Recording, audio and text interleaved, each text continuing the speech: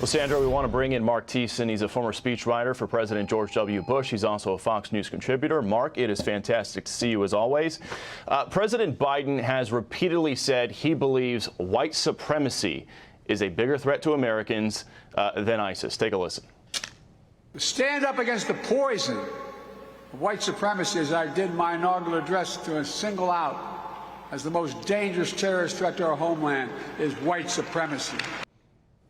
Now, yesterday, our colleague Lucas Tomlinson asked President Biden directly to his face, does he still stand by those comments? And he wouldn't answer the question. Your thoughts? Well, the problem isn't white supremacy, it's Islamic radicalism. It has been since 9/11. And it hasn't, the Islamic radicals, we may have gotten tired of fighting the war on terror. The terrorists haven't gotten tired of fighting us. We've got a growing Islamic radical threat over the last 4 years. We've got homegrown terrorists. We've got terrorists infiltrating across our southern border, as you have so ably reported on. And we've got terrorists establishing sanctuaries, new sanctuaries all over the world. Just take Syria, for example. The terrorist goal was to take control of a nation state and get control of weapons of mass destruction. Well, in Syria, they've done both.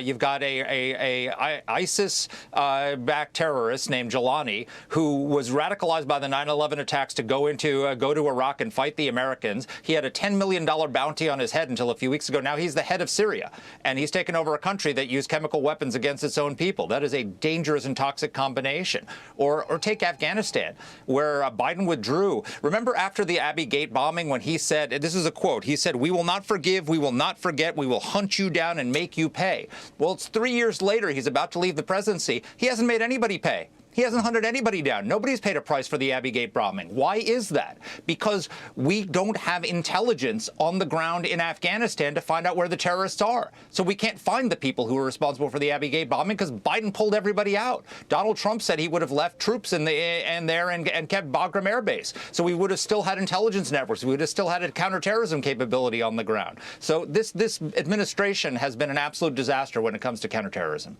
So, Marc, what's the whole point of trying to downplay the ISIS threat? I mean, like, who's he trying to appeal to by saying white supremacy is more of a risk than radical Islamic terror? Well, that's appealing to the left-wing base of the Democratic Party, but it's not based in reality. And and again, it comes back to bite you when a terrorist attack happens. You've reported on what's happening on the southern border.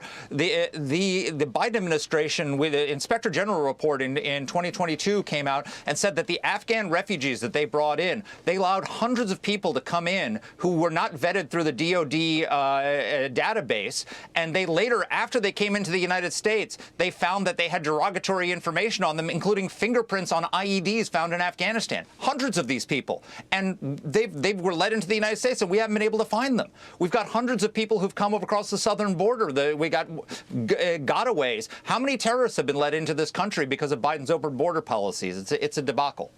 Yeah, Marc, we got to run, but you're spot on. That DHS Inspector General report was jaw-dropping. They flat out just did not adequately vet the thousands of Afghans who came into the country after that disastrous Afghan withdrawal. Marc Thiessen, thank you for your time today. We'll talk again soon.